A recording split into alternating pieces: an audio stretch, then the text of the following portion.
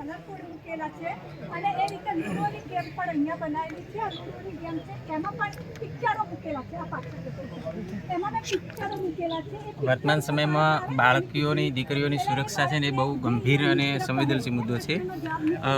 આ જે ઘટનાઓ બને છે એને રોકવા માટે શું કરવું જોઈએ એની થોડી ચિંતામાં અમે અમારી શાળામાં એક સરસ મજાનું ઇનોવેશન કર્યું છે, સ્વરક્ષણ થકી આત્મગૌરવ. આ કાર્યક્રમમાં 6 થી 8ની દીકરીઓ માટે છે અને એમાં અમે કેવું કર્યું છે કે ગુડ ટચ બેડ ટચ શું છે એ ગુડ ટચ બેડ ટચને ઓળખવાના અને ઓળખ્યા પછી એનાથી બચવા માટેના શું પ્રયાસો કરવા. તો અહીં જોઈ શકો છો કે અમે ઘણી બધી ટેકનિક શીખવાડી છે બાળકીઓને સંરક્ષણ માટેની. સંરક્ષણના કૌશલ્યો અંતર્ગત કે ગળું પકડે છે, કોઈ હાથ પકડે છે, કમરમાંથી પકડે છે તો એ કઈ રીતે છૂટવું, કઈ રીતે બચવું અને એનો પ્રતિકાર કઈ રીતે કરવો એની મેં સરસ મજાની ટેકનિક શીખવાડી છે.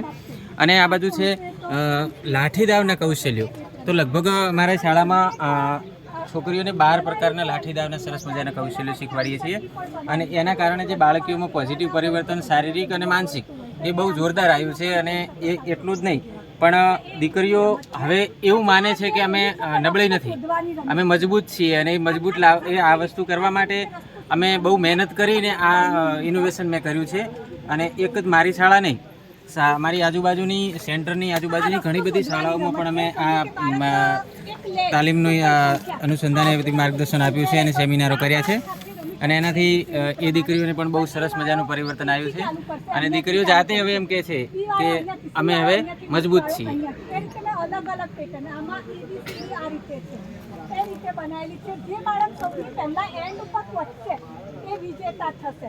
કઈ રીતે તો કે એનો જે આન્સર હોય, સમજો કે 7/10 છે તો 0.7 તો એ અહીંયા જશે. હા, ગણિત વિષય જ મેં લીધો 6 થી 8. હું તો આ મારે 4-5 વર્ષથી સાહેબ હતા તારનું વળી સાહેબ સારું આવી ગઈ વખતે મારી શાળામાં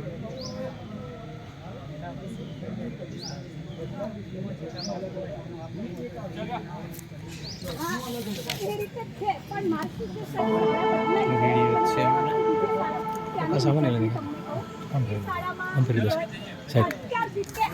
દરેક પ્રકરણનો અર્ધનિક પટ્ટી પ્રમાણેની છે. એ ટોપિક પટ્યો એટલે આપણે પાઠ્યપુસ્તકો મૂકો, એક QR કોડ સામાન્ય મૂકી દો કાં તો પછી ગેમનો ફોટો મૂકી દો. તો આપણા પાઠ્યપુસ્તક મારી એક સમસ્યા એ હતી કે પાઠ્યપુસ્તકમાં મહાવરા માટેના દાખલા લિમિટેડ જ હોય, બધા એટલા બધા ના હોય ને. અહીંયા મેં એક રીતના તમે જુઓ કેટલા બધા દાખલા હશે એટલે બાળકને શું અધ્યયનિક પટ્ટીનો મહાવરો એ પાછો રમતા અને બાજુમાં એમના પિયર લર્નિંગમાં હોશિયાર સાથે જો બેસશે ને એટલે થોડો ફરક વધુ પડશે. એ રીતે બાળક ટીમ વર્કથી પણ શીખી શકે. અને અમુક બાળકો એવા હોય કે જેના આવું મટીરિયલ લાવવા માટેની અન્ય પ્રેક્ટિસ મટીરિયલ ખરીદવું હોય તો પૈસા પણ ના હોય. અમારો એરિયા એવો છે કે અમુક મારી શાળામાં જ 30 થી 40% બાળકો વાલ્મીકીના છે. તો હવે એમને આવું પ્રેક્ટિસ મટીરિયલ ક્યાંથી લાવું? મેં લેમિનેશન કરાવી, બાળક ઘરે લઈ જાય છે, ઘરે લઈ જઈ શકે છે. એવું નથી મેં મંથલી પઝલોમાં આ ગેમો કઈ રીતે રમવી એના માટેનું પણ મેં બુકલેટ તૈયાર કરી છે, બાળક જાતે પણ જોઈ અને રમી શકે. કઈ આ રીતે મંથલી પઝલો પણ બનાવેલી છે કે બાળક સમજો કે એ જ રીતનું આ જે પાયાની 4 ક્રિયાઓનું આખું મંથનું છે. આ રીતે એ રીતે આ અપૂર્ણાંક સંખ્યાઓનું પઝલ તો બાળક કેમ આપણે પેલી પઝલો રમતા હોય એ રીતે જેનો શોખ હોય એ લોકો અભ્યાસક્રમનું જ છે બધું. હા, અભ્યાસક્રમની સાથે સાથે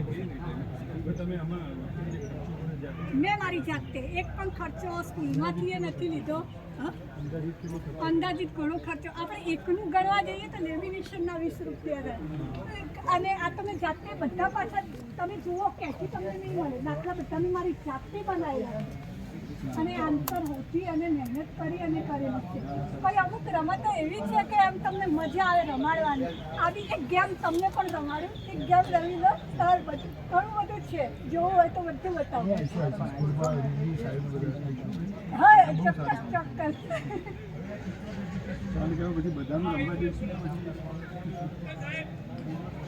આ તો હું 10માં ભાગની નથી લઈ અહીંયા એટલું બધું જીગરભાઈ તો ખબર છે કારણ કે એ તો અમારા હતા ત્યાં